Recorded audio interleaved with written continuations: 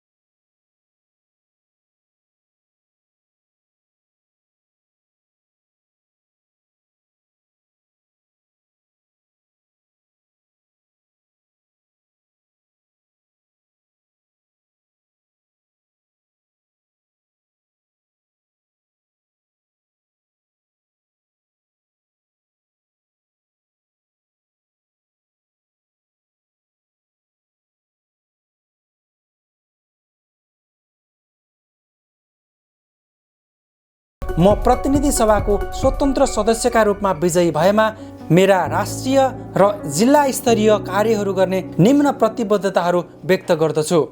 संविधानत नेपाल समाजवाद उन्मुख घोषणा भइसकेको सन्दर्भमा सबै स्वतन्त्र तथा दलगत प्रतिनिधि सभा सदस्यसँग समन्वय राख्दै समाजवाद स्थापनामा सक्रिय भूमिका निर्वाह गर्नेछु।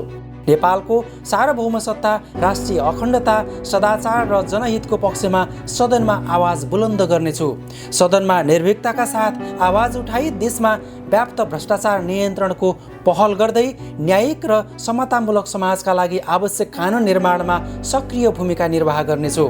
राष्ट्रहित र जनहितका पक्षमा राष्ट्रिय सहमति कायम गर्न सक्रिय भूमिका निभाउनेछु।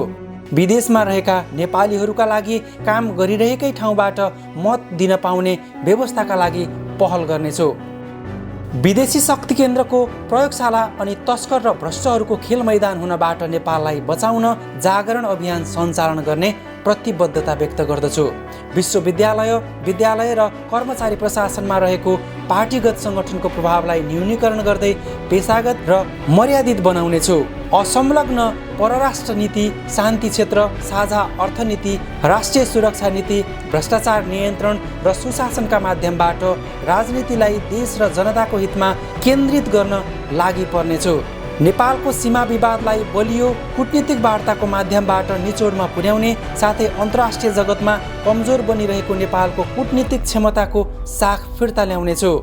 देशभर भएका सबै स्वतन्त्र शक्तिहरूलाई एकजुट बनाई हरेक क्षेत्रका समस्यालाई स्वतन्त्र दृष्टिकोणबाट बटुलेर साझा समाधान खोज्न पहल गर्नेछु। आदरणीय धनकुटा निवासी मतदाताहरू, प्रतिनिधि सभा सदस्यका हैसियतले सङ्घीय अनि प्रदेशका योजना तथा कार्यक्रम धनकुटा जिल्लाको आवश्यकता अनुसार विनियोजन गराउन स्थानीय सरकारबाट हुने विकास निर्माणमा आवश्यक समन्वय गरी जनमुखी बनाउन साथै विकास सम्बद्ध सरकारी तथा गैर सरकारी सङ्घ संस्थासँग आवश्यक समन्वय गरी धनकुटाको चौतर्फी विकास गर्न निम्न कार्यहरू गर्ने प्रतिबद्धता व्यक्त गर्दछु। प्रत्येक पालिकामा प्रयोगशाला सहित गुणस्तरीय सर्वसुलभ स्वास्थ्य सेवा, प्रत्येक वडामा आधारभूत स्वास्थ्य सेवा र धनकुटा अस्पताललाई ब्लड बैंक र विशेषज्ञ सेवा सहित 100 शैय्याको अस्पतालको रूपमा स्तरोन्नति गर्नेछु। विभिन्न आँखा अस्पतालहरूको सहयोग र सहकार्यमा धनकुटालाई मोतियाबिन्दु मुक्त जिल्ला बनाउन धनकुटा आँखा अस्पतालको स्तरोन्नति गर्ने र समय समयमा जिल्लामा घुम्ती शिविर सञ्चालन गराउने मेरो प्रतिबद्धता रहेको छ। धनकुटा स्थित निजामती आवासीय विद्यालयबाट सर्वसाधारणका साथै सबै प्रकारका कर्मचारीका सन्ततिको पठन पाठन हुने व्यवस्था सहित अझ गुणस्तरीय बनाउने मेरो प्रतिबद्धता छ। पाखरीबास कृषि क्याम्पसलाई कृषि विश्वविद्यालयमा स्तरोन्नति गर्ने र पाखरीबास कृषि केन्द्रको विज्ञताको उपयोग गर्दै अनुसन्धान केन्द्र स्थापना गर्नेछु। धनकुटाको हिलेमा सर्वसाधारणका लागि समेत हुने गरी सैनिक विद्यालय र सैनिक अस्पताल स्थापनाका लागि पहल गर्नेछु। आधुनिक प्रहरी तालिम केन्द्र धनकुटा नगरपालिका 1 सुके पोखरीमा स्थापनाका साथै प्रहरी आवासीय विद्यालय धनकुटामा स्थापना गर्न पहल गरिनेछ। प्राविधिक धार सञ्चालन भएका विद्यालयहरूमा छात्रावास व्यवस्थाका लागि पहल गर्ने साथै धनकुटामा बहुप्राविधिक शिक्षालय स्थापना गर्न पहल गर्नेछु। शिक्षा विज्ञान तथा प्रविधि मन्त्रालयसँगको सहकार्यमा सामुदायिक विद्यालयहरूको जनशक्ति र पूर्वाधार विकास गर्ने प्राविधिक धार र नमुना विद्यालय स्थापना र विस्तार गर्नेछु। विश्वविद्यालयसँग समन्वय गरी धनकुटा बहुमुखी क्याम्पसमा इन्जिनियरिङ, कानुन र आवश्यकता अनुसार थप प्राविधिक विषय पठन पाठनको व्यवस्था मिलाउन म प्रतिबद्धता व्यक्त गर्दछु। छथर जोरपाटीमा माटो परीक्षण र उन्नत खेती प्रविधिको प्रयोगशाला स्थापना गरिने, सबै पालिकामा शीत भण्डार स्थापना गरिने, सुन्तला जात अनुसन्धान केन्द्र पातलेमा दरबन्दी अनुसारका वैज्ञानिक पद पूर्ति गरी सुन्तला जातका अनुसन्धान र खेती प्रवर्धनमा पहल गर्न म प्रतिबद्ध छु। कपडा उद्योगका लागि कपास खेतीमा प्रोत्साहन, अन्न, फलफुल, कफी, चिया लगायतका व्यावसायिक खेतीका लागि अनुदानको व्यवस्था, एभोकाडो कफी प्रशोधन केन्द्र स्थापना र व्यावसायिक पशुपालन प्रवर्धन गर्न म प्रतिबद्धता व्यक्त गर्दछु। राष्ट्रपति कृषि आधुनिकीकरण परियोजनालाई सघन रूपमा विस्तार गरिने, कृषि उत्पादनको सङ्कलन, मूल्य निर्धारण र वितरण संयन्त्रको व्यवस्था गरिने, औषधीय गुण भएको गाँजालाई वैधानिकता दिलाई गाँजा खेती प्रवर्धन गर्न पहल गर्ने, कृषक पेन्सन र एक घर एक रोजगारीको व्यवस्था गर्न पहल गर्नेछु। युवा, महिला तथा विदेशबाट फर्किएका युवाहरूका लागि व्यावसायिक कृषिका लागि अभिमुखीकरण, विज्ञ सेवा, अनुदान लगायतका आवश्यक व्यवस्था गर्न पहल गर्ने साथै धनकुटाको ग्रामीण अर्थतन्त्र सुदृढीकरणका लागि 7वटै नगर तथा गाउँपालिकासँग समन्वय गरी दिगो स्थानीय आर्थिक विकास रणनीति तयार गर्न म प्रतिबद्धता व्यक्त गर्दछु।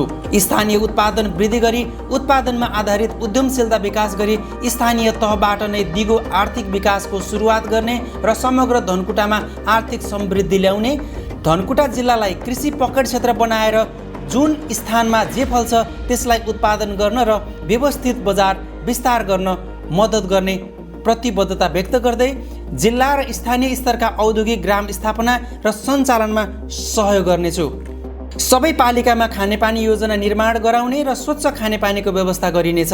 सबै पालिकामा फोहोर व्यवस्थापनका लागि योजना बनाई लागू गर्न सम्बन्धित निकायसँग सहकार्य र पहल कदमी लिनेछु। धनकुटाका विभिन्न धार्मिक तथा सांस्कृतिक क्षेत्रहरूको संरक्षण, प्रवर्धन, प्राकृतिक तथा सांस्कृतिक पर्यटकीय स्थलहरूको प्रचार प्रसार सहित पर्यटन विकासमा मेरो योगदान रहनेछ।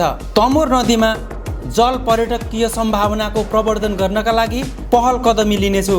पर्यटकीय सर्किटका लागि स्काई ब्रिज, पैदल मार्ग, निजी क्षेत्रसँगको समन्वयमा चुलीवन, बुढी मोरङ झोलुङ्गे पुल र सोमा बन्जी जम्प निर्माण आदि गरिनेछ।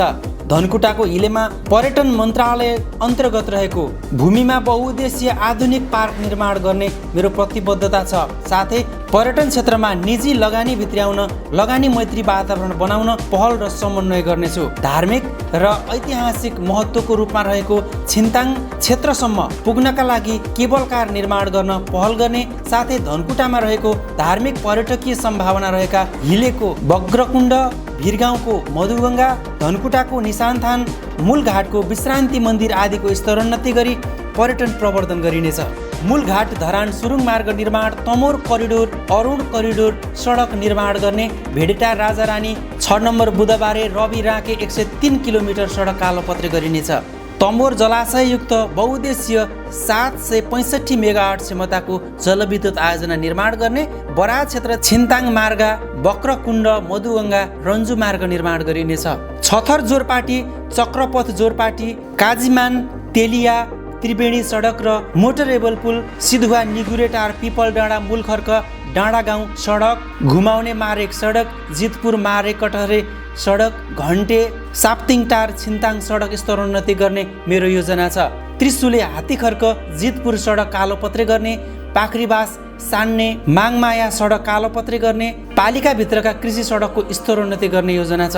वडा तथा पालिकाबाट सबै वडा कार्यालयहरू जोड्ने लिङ्क रोड स्तरोन्नति गर्ने बनाउने तथा मूलघाट बेलहारा बेसी ताप्लिङटार सफाई अखुवाटार भोजपुर सडक कालोपत्री गर्न पहल गर्नेछु। धनकुटा नगरपालिकामा रिङ रोड निर्माणको पहल गरिनेछ। प्रत्येक पालिकामा एक पालिका एक खेल मैदान कार्यक्रमलाई प्रभावकारी बनाई वडा स्तरमा समेत फुटबल खेल मैदान निर्माण गरिने मेरो योजना रहेको छ। पालिकागत सभा हल निर्माण गर्ने, धनकुटा बस पार्क बहुतले बनाई माथिल्लो तला व्यावसायिक प्रयोजनमा ल्याइनेछ। मूलघाट लगायतका अन्य घाट समेतमा विद्युतीय शवदाह गृह निर्माण गर्न पहल गर्ने। 7वटै पालिकामा युवालाई लक्षित खेल मैदान तयार गरी खेलकुद सामग्रीको व्यवस्थापन तथा वितरण गर्ने साथै राष्ट्रिय स्तरका खेलाडी उत्पादनमा जोड दिइनेछ। समग्र जिल्लाको विकासको स्थानीय र प्रादेशिक संयन्त्रसँग समन्वय गरी कार्ययोजना सहितको बृहत पञ्चवर्षीय मास्टर प्लान बनाउने र सोही प्लान अनुसार विकास निर्माणको कार्यलाई एकमुष्ट रूपमा गति दिने मेरो योजना छ। महिला स्वास्थ्य स्वयंसेविकाको समस्या समाधान, महिला लक्षित धनकुटाको पहिचान झल्कने ढाकाजन्य घरेलु उद्यमहरूमा काम गर्ने महिलाहरूको आत्मनिर्भरताका लागि अभियानहरू सञ्चालन, 3 श्रेणीमा विकासको गुरु योजना बनाई 7वटै पालिकामा प्रत्यक्ष विकास देखिने खालका जनतासँग साक्षात्कार सहितको रणनीति बनाई कार्यान्वयन गरिने, वन वनस्पति नदी तथा नगदे बालीको उपयोग गरी घरेलु उद्योग स्थापना र पर्यटन प्रवर्धन गरी रोजगारी सिर्जना गरिनेछ भने सबै पालिकामा ज्येष्ठ नागरिक ग्राम, असहाय महिला, अशक्त तथा बाल पुनर्स्थापना केन्द्रको स्थापना, शहीद परिवार बेपत्ता र घाइतेको रेखदेख र सम्मान सहितको योजना बनाई उचित सम्बोधन गरिनेछ। 24 लोफादिन धनकुटा याक्ते भिरगाउँ महालक्ष्मी 9 पहिरो नियन्त्रण र विस्थापित बस्ती व्यवस्थापन तथा 6 नम्बर बुधबारेको भुछे नियन्त्रणमा पहल गरिनेछ।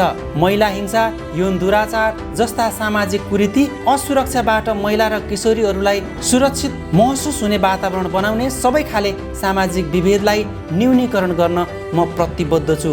विद्यालय कर्मचारी र बाल विकास सहजकर्ता, शिक्षक, कर्मचारी, बाल विकास लगायत सरकारी तथा निजी क्षेत्रले सिर्जना गरेका रोजगारीहरूमा सरकारले निर्धारण गरेको न्यूनतम पारिश्रमिकको व्यवस्थापनका लागि राष्ट्रिय स्तरबाट पहल गर्नेछु। धनकुटाको मुटुमा रहेको टुँडी खेलको स्तरोन्नति गर्नेछु। जिल्लामा विद्यमान भूमिहीनको समस्या राष्ट्रिय स्तरबाट समाधान गर्न पहल गर्नेछु। डिपिआर र EIA सम्पन्न भइसकेको बेलहरा एयरपोर्ट निर्माणका लागि पहल गर्नेछु। धनकुटाको समग्र विकास र समृद्धिका लागि मानव संसाधन विकास योजना तयार गर्न म प्रतिबद्धता व्यक्त गर्दछु।